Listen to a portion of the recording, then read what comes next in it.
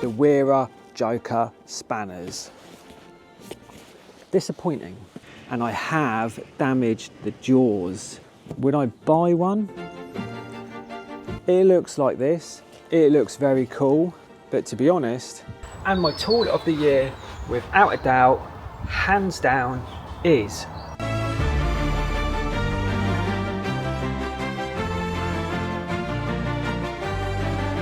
over the past year, I have fortunately had the opportunity to try out a bunch of new tools, and I've absolutely abused them, including tool storage and other bits and bobs. And I'm going to share with you the stuff that I think is worth the money and also the stuff that I think is not. And you may be surprised at who wins the 2024 Tool of the Year. So we're going to start with some of the obvious tools. We have the spit gun. It doesn't come in this colour, I sprayed it. It's supposed to be orange, but you can see how badly this has been beaten now. I've had this for about a year and a half and it's been absolutely solid. If you are doing a lot of SWA work or working with EV Ultra and you're clipping a lot of cable, I would say this is definitely worth investing in. And just to clear up some of the questions that I get about this on a daily basis is it does need gas and it does need battery. And the nails that I use have varied throughout the year. At the moment, these ones here are the 22mm ones, and they're not really quite big enough for the application that I want. So what I'm using now, and by the way, in order to buy the gas canisters for that, you need to buy more nails, which is annoying. I haven't found anywhere that sells the gas canisters yet, so if you know of anywhere, let me know. But these are the 27mm ones. And if you see the difference in size, it's quite drastic. When you fire these in, you are not getting that D-line clip back out. So 27mm ones for the spit gun. Swiftly into tool storage. I have been using the Velocity 4.0 XS tech case for the majority of this year, and it's been brilliant. Tool bags is a funny thing because it's really down to the sort of work that you do, personal choices, and you've just got to like it as well. But I wouldn't normally go for a bag like this, if I'm honest, but I gave it a go and it was very good. Inside the front, you've got plenty of room for your hand tools and other bits and bobs pocket. And then what I liked about this one was in the back, you have this area here with a pull-out bit, which I don't think I've ever really taken out.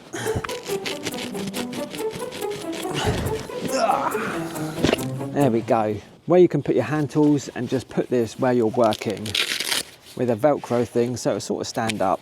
And then there's plenty of room inside here to stick like a hand drill. So a good bag. Just a couple of months ago, Velocity brought out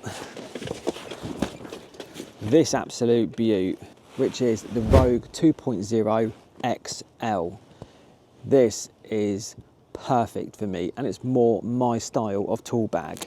I've done a video showing everything about this, which I'll leave in the description below, but just briefly, you've got the front part that folds down there, loads of tools, get your drill in there, and I love this magnetic piece here, where your drill bits just stick to, and they don't come off. So link to this video will be in the description below, worth a watch. This bag gets best tool bag of the year from me, hands down.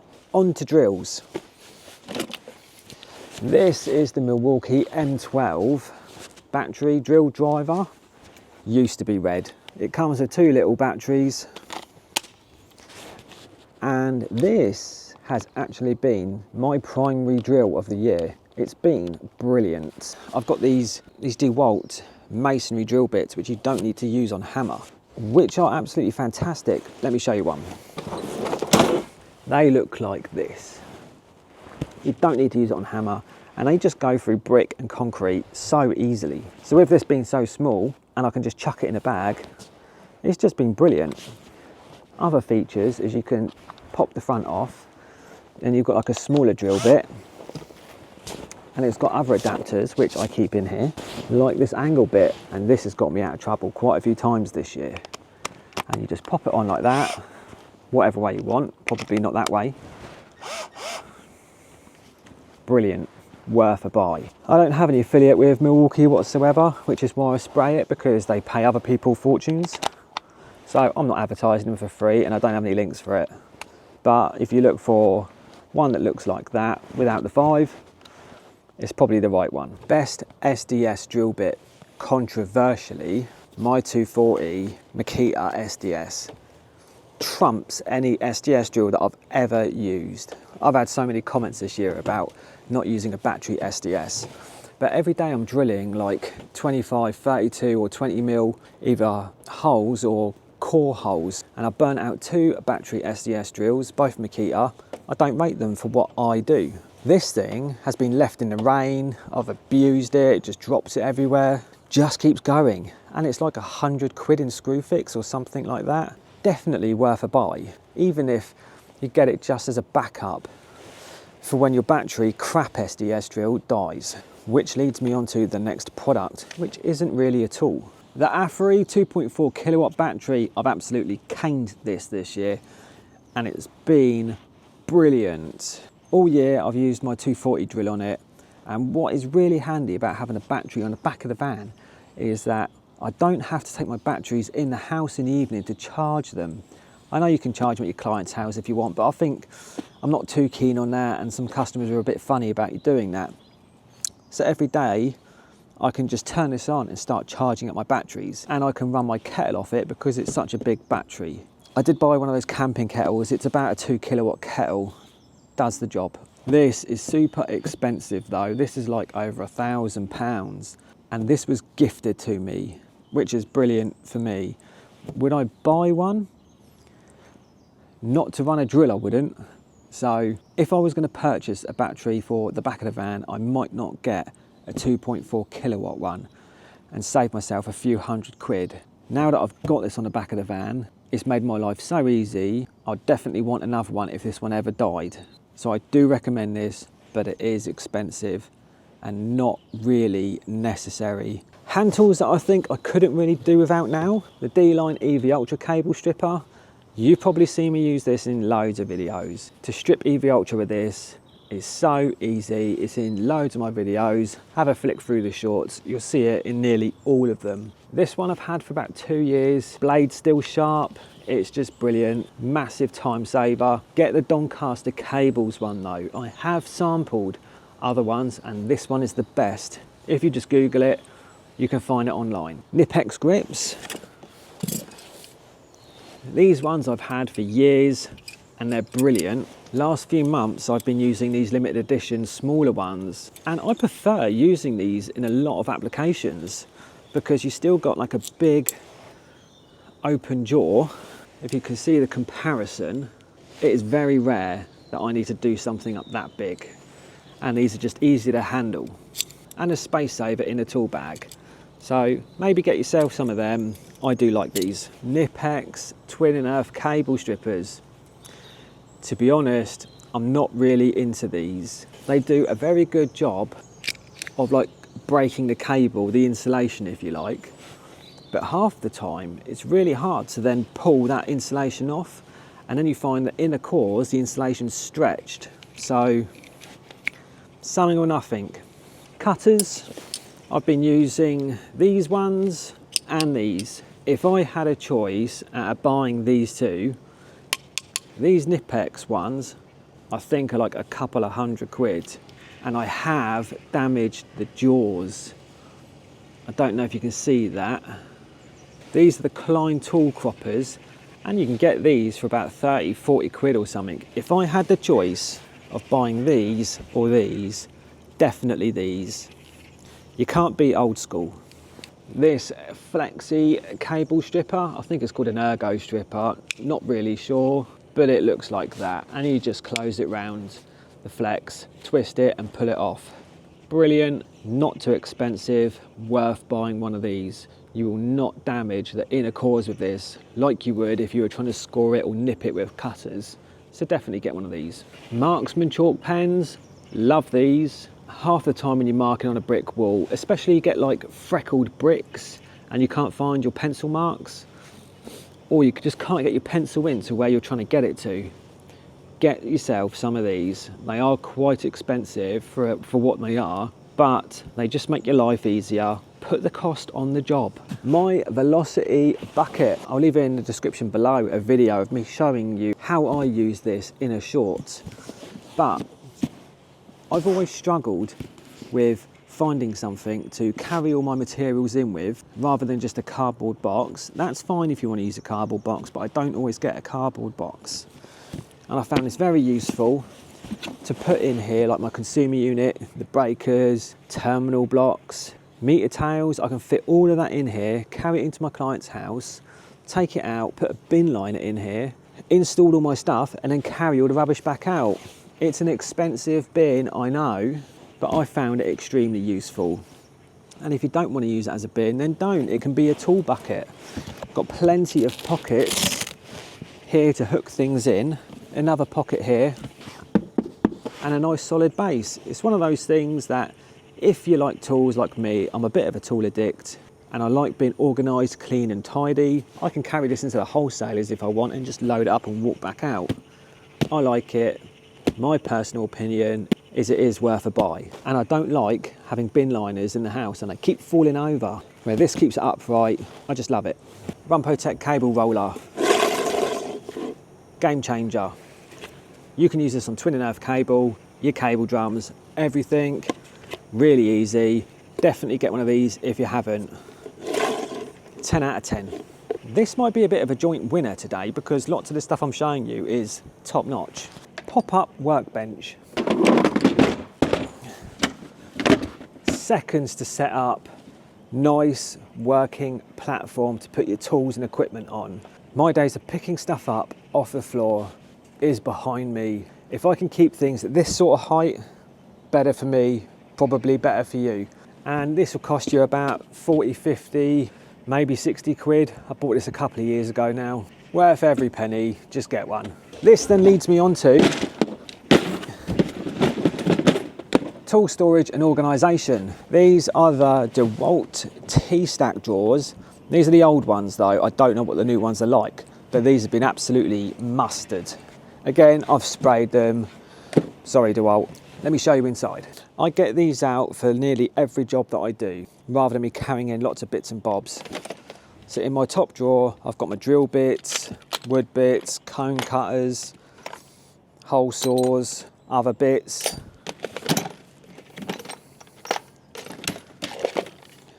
Screws, another marksman, plugs. Wagos needs stocking up. RJ45 connectors, grommets, washers, old fuse wire when it's an emergency job, fuses, 3.5 screws. Brilliant. You can obviously customise this for the sort of work that you do and put the essential materials in it that you would use. I do not like going back and forth to the van, getting bits and bobs. That takes more time than it takes me to carry these inside to my work area. Get these. These little velocity pouches. They come with like a drawstring thing here, which keeps the inside closed, so you can't drop anything you've got inside it. And I put in here my D-line clips. So when I'm running around with my spit gun, or the soda gun, it's got a clip there, and I simply clip it to my trousers, readily accessible. Again, not essential, but it makes me more efficient. So to me, worth the money. And by the way, a lot of these products, the tools, the tool bag, not all of it though, I've got some discount codes available that you might be able to buy some of it at the Tool Monster store. My discount code is SOTA, gives you a little bit off. Why not use it if you're going to buy some new gear anyway? Up to you. What else have we got? I'm going to briefly talk about this MFT X1 Tester by Mega. It looks like this. It looks very cool, but to be honest, I think I prefer my MFT 1741 Plus, which I had zero problems with ever over the course of about 3 or 4 years. Whereas this thing, not that I've had many issues. What happens randomly with this is that it'll be like not enough battery to carry out your ZS test, which is annoying. So then I need to try and put it on charge for like 10-15 minutes just to finish my testing with no prior warning. Yeah, maybe it's got a battery thing stuck in a corner, but I'll just get caught short. No one looks at that. You don't check that all the time. You also have to do loads of updates with this because they have like bug issues or something. So when this works, it works well. But if I was out there, new guy on the block, getting myself kitted up, and I had to buy a tester, I probably wouldn't buy this one. I'd get the MFT 1741 Plus, just because personally, that's been absolutely rock solid. This brother printer, not happy at all with it. This is a few £100, and this is about maybe just over a year old now. And now what's happened to it is when I turn it on, I've got these lines everywhere, like down the bottom there. And sometimes when I scroll through menus, it cuts off the top line.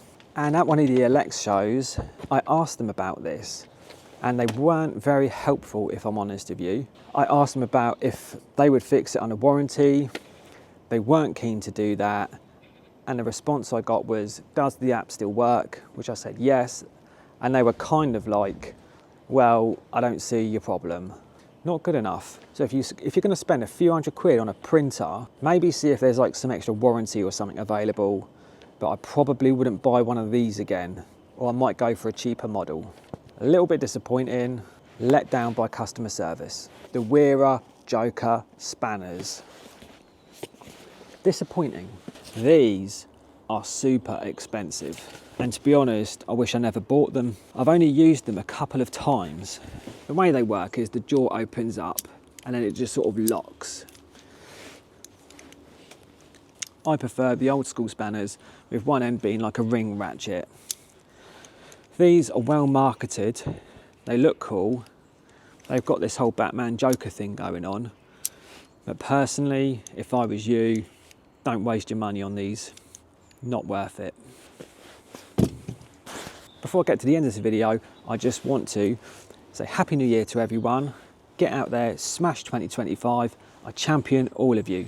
And I need to say a quick thank you to you legends who have bought me coffees, supporting me this year. And recently, not mentioned yet, is Paul Elsom, Steve Fairclough, Barry Garnett, and Tom Hesketh. Very generous. Love you all. Thank you. Oh, and someone called someone, literally named someone. Thank you, someone. Because I've made the decision to get rid of the old flappy pockets, I find them quite annoying and I just fill them up with rubbish. I'm going to be reviewing and having a go with different sort of pouches. So Holterfors sent me this pouch with some bits in. I'm going to give this a go. I recently used this Mellow Tough one, which I got off Amazon for like £9, which is dead handy. I showed this in a video not long ago, in the description below. Screwdrivers, cutters, just the odd tools that you need. Again, a clip on the back. I can just clip it on my pocket and then I can just keep taking it off. Handy. And then obviously the tough built stuff, I love it. So this one, for example, is perfect for my little M12 drill. And they work on these catches. You can get these at the Tool Monster store as well. And you can buy these tough built catches. And the way they work is you literally just clip it onto your belt and then this can slide on and off. Basically like this. And you can obviously organise it then in your van like that. All ready to go. You can have tools in there ready to go if you want to. Just pick them off, put it on, and you're away. And my tool of the year, without a doubt, hands down, is this. Yes, it's a piece of material. I have had a lot of really bad days this year, working in terrible conditions. It's just given me that little bit of a break to collect myself again, to carry on. And I'll show you how it works in real time so you can see how easy this is to set up in those situations when it's throwing it down with rain. Step 1, lock out your doors. Unravel this. It's got two sides, like a material side and a polythene side. Polythene side outside to the elements. And simply chuck this over one of the doors.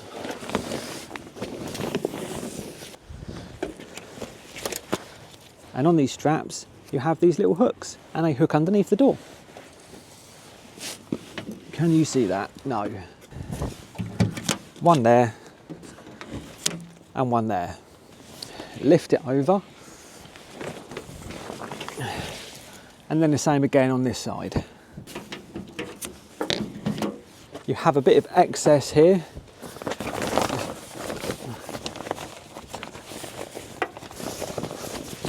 Just poke that up, and with it you get these little pegs. Might be worth getting some bigger ones, but these are actually for like a car battery charger, I think, because it has like positive and negative on them. And then just clip this. There's a seal at the top of the door, and I just clip it to that. And without looking back at this footage, it probably takes about a minute to set this up. And then no matter what the weather is, you have some shelter where you can store your tools. You can have a workbench here, and you can prepare like your consumer unit, bits and bobs. If you're doing anything like that and you can't do it in a house and you're just working outside, you can do it all here in this lovely little sheltered area. You can have a cup of tea, watch the weather. I quite enjoy being outside and seeing terrible weather when I'm in the dry. Personally, I quite like it. So this is my tool of the year, and it's about 40 quid. I think that is about everything. I'm going to be reviewing loads of new tools that are coming out this year, so keep an eye out for that. Thanks for watching. If I've missed anything you want me to include it in another video, let me know. Otherwise, subscribe to my channel.